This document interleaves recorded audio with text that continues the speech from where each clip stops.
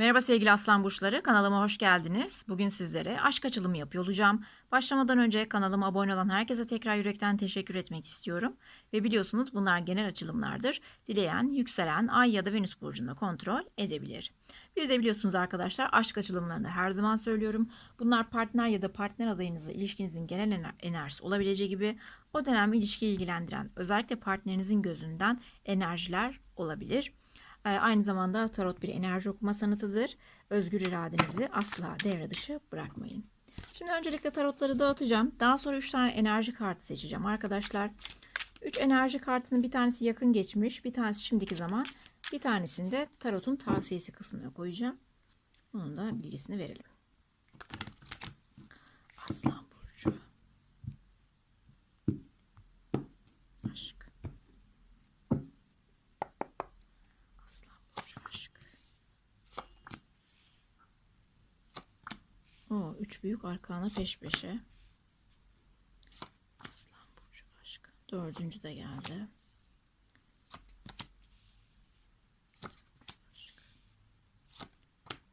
Sonuç kartında siz şusunuz, bu, karşı tarafta bu demeyeceğim arkadaşlar. Biri bir taraf, bir tanesi diğer taraf. Bu da genel sonuç olacak. Onu da hemen unutmadan söyleyelim. Şimdi önce şu enerji kartlarımıza bir bakalım.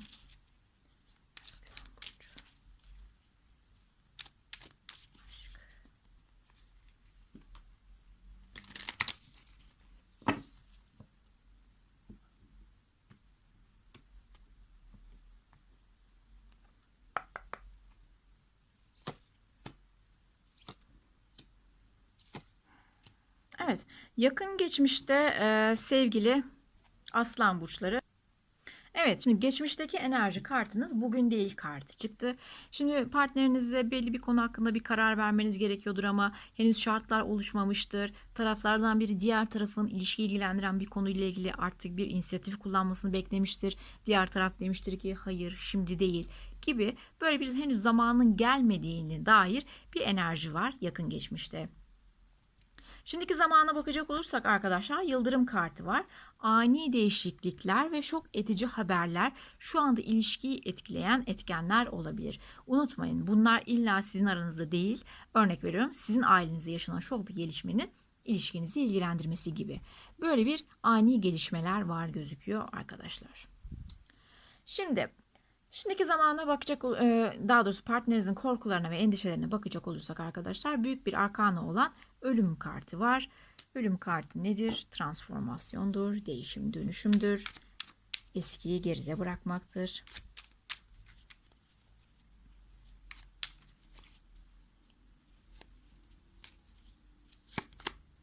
Ve yine büyük bir arkana olan sihirbaz kartı ile birlikte arkadaşlar. Şimdi bazı şeylerin değişmesinden ve bakın belki de bu yaşanan ani değişikliklerden, her neyle ilgiliyse partneriniz şu anda korkuyor ve endişeleniyor olabilir. Bunun hayatınıza ve ilişkinize çok büyük bir değişimler, dönüşümler, yenilenmeler getireceğini, olayların belki de önünü alamayacağını, hızlı gelişeceğine dair bir takım korkuları ve endişeleri olabilir partnerinizin. Umutları ve isteklerine bakacak olursak arkadaşlar, soytarı kartı bakalım. Belki değişikliği istiyor olabilir ama yine de bazen insan değişikliği ister ama yine de gözü korkar. Acaba neler getirecek gibi. Bakalım. Bu arada destenin altına dünya kartı vardı arkadaşlar. Yine bir değişim, dönüşüm ve büyük arkana kartıdır. Çok büyük olaylar, bakın gerçekten de yıldırım enerjisi kartının dediği üzere büyük olaylar. Bu çıktı. Tek ve açık, evet. Partneriniz size bir aşk teklifiyle gelmek istiyor arkadaşlar. Bu onun için çok riskli bir şey. Özürse özür, çıkma teklifi etmekse etmek, evlilik teklif etmekse etmek. Ama onun için duygularını ifade edeceği bir duygusal romantik teklifle adımla gelmek istiyor. Ve bunu zaten page'ler, yani süvari, daha doğrusu yaver kartları arkadaşlar çok olgun enerjiler değildir. Zaten soytarı kartı da çok olgun enerjiler içerisinde olan bir kişi değildir. Genç enerjilidir daha doğrusu ve korkusuz bir şekilde, o yüzden düşünmeden, önün arkasını düşünmeden hareket eder. Partneriniz size böyle bir teklifle gelmek, duygularını açıklamak istiyor o konuya dair ya da dediğim gibi ilişkinizle ilgili herhangi bir teklifle ilgili. Ama aynı zamanda bu değişim dönüşüm süreci bunun çok büyük bir değişiklikler vesaire getireceğinden de aynı zamanda korkuyor ve endişe ediyor da olabilir aynı zamanda. Dışsal faktörler ya da merkezi enerji nedir? Aşıklar kartı. Aşka dair seçim yapmakla ilgili bir durumu söz konusu olabilir.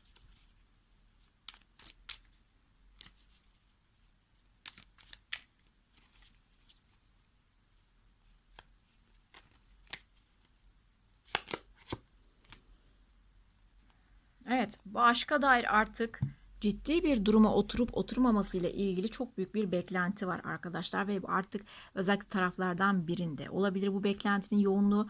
Aynı zamanda kimimiz için, bir kısmımız için arkadaşlar, para, iş, kariyer, gelecek ve bu aşkımızla ilgili karar vermek, ikisinin arasında karar vermekle ilgili bir durumda kalıyor olabilir bir kişi. O yüzden hangisini tercih etmesi gerektiği konusunda, nasıl yetişmesi, hangi tarafı yetişmesi gerektiği konusunda bir nasıl söyleyebilirim, bocalama yaşıyor, bir karar vermek durumunda kendisini hissediyor olabilir. Aşka dair ve özellikle tekrar ediyorum, kalıcılığa dair bir seçim yapmakla ilgili bir durum şu anda ilişkiyi etkileyen merkezi enerji.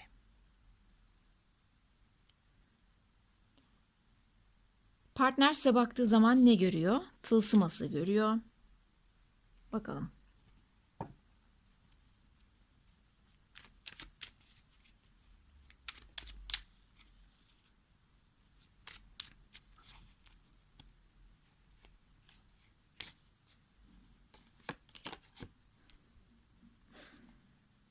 Dünya kartı. Evet. Partner sizin bir teklif beklediğinizi, somut bir başlangıç teklifi beklediğinizi ve artık bu ilişkiye dair yeni sayfalar ve yeni döngüler açmak istediğinizi size baktığı zaman gözlemliyor.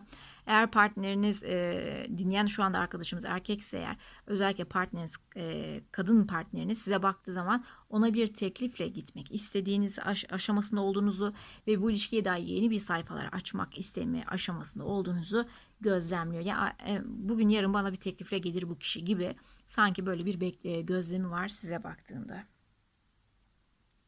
Sizden beklentisi yine büyük arkanı olan mahkeme kartı arkadaşlar. Çok büyük ve köklü kararları bize anlatır.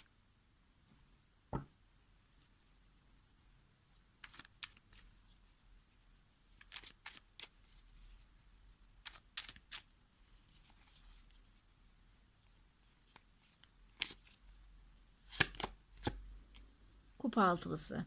Şimdi arkadaşlar bir kere öncelikle partner sizi ruh eşi olarak görüyor. Ve eğer aranızda bir küslük vesaire yok ise birleşmeye yönelik, yani gel bu ruhlarımız zaten bir, birlikte olalıma dair bir karar vermenizi, çok önemli bir karar vermenizi bekliyor olabilir. Hayır, aranızda bir küslük vesaire var ise arkadaşlar, bir ex partnerlik durumu var ise bununla ilgili barışmaktan yana çok güzel ve önemli ve büyük bir karar vermenizi partner sizden bekliyor sevgili Aslan burçları. Evet, şimdi sonuca bakacak olursak dediğim gibi ilk kartı şahıs belirtmeden söyleyeceğim. Kupa beşlisi kartı arkadaşlar. Kupa beşlisi nedir? Melankolidir, depresyondur, duygulardır. Ama bakalım neyle çıkacak.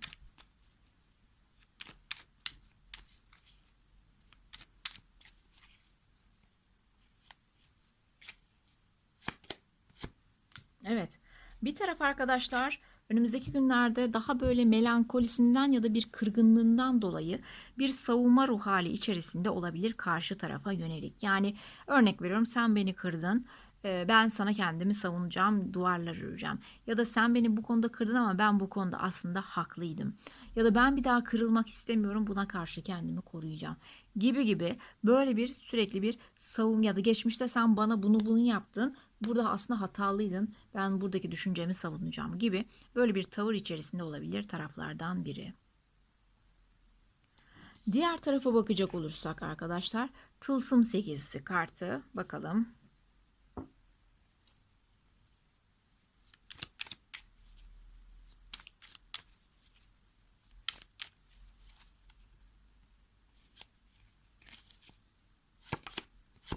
Evet.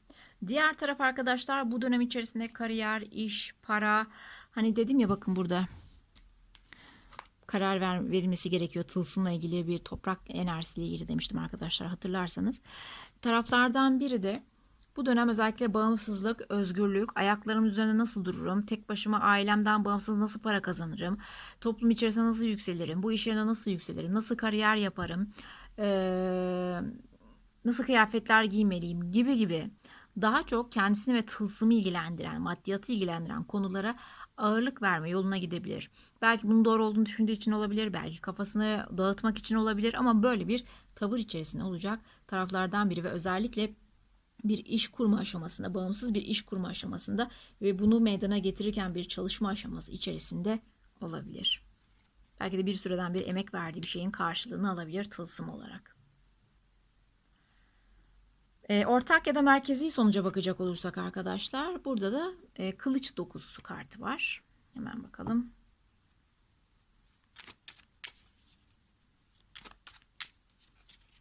Bu taraflardan birinin yoğun bir enerjisi olabilir, unutmayın.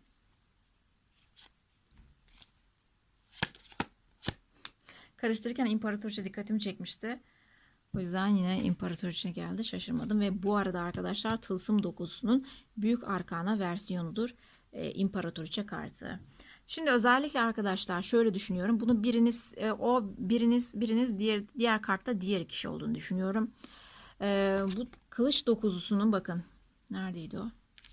Burada kupa beşlisine sahip olan kişinin enerjisi olduğunu düşünüyorum. İşin içinden çıkamamak, evet, bir savunma halinde kalmak, geceleri uyuyamamak, kaygı bozukluğu çekmek vesaire vesaire gibi bir durum olduğunu düşünüyorum arkadaşlar. Böyle bir ruh hali içerisinde olacağını düşünüyorum. İmparatoriçe kartında buradaki kişiye ait olduğunu düşünüyorum. Yine genelden, ortaktan ziyade. Çünkü dediğim gibi imparatoriçe tılsım dokusunun büyük arkana versiyonudur.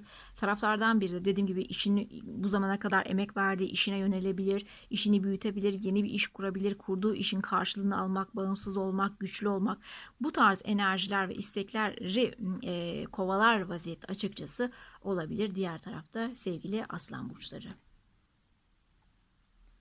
Tarot'un size tavsiyesi ne? Tarot'un size tavsiyesi Kılıç Kralı'na senden hoşlanıyorum kartı arkadaşlar. Şimdi şöyle düşünüyorum. Evet, aranızda bir hoşlanma durumu var. Evet, aranızda samimi duygular var. Evet, partnersiniz. Evet, birbirinizi seviyorsunuz. Tamam, ama belki de anlaşamadığınız bir konu var şu an için. Bu konuyla ilgili burada hani seni seviyorum, senden hoşlanıyorum enerjisinden ziyade bence Kılıç Kralı enerjisini şu an için ağır basması gerektiğinin farkında kartlar ve size bunu tavsiye ediyor. Tamam, bir şeyler hissediyorsun ama bir mantığını düşün, taşın, olgun bir şekilde hareket et. Böyle genç, olgunlaşmamış enerjilerle hareket etme. Duygularına kendini çok kaptırma. Mantığın çerçevesine ve stratejik bu ilişkiye dair hareket etmeni kartlar size tavsiye ediyor. Etmenize. Evet, bugünlük açılım bu kadardı. Tekrar görüşmek üzere. Kendinize çok iyi bakın.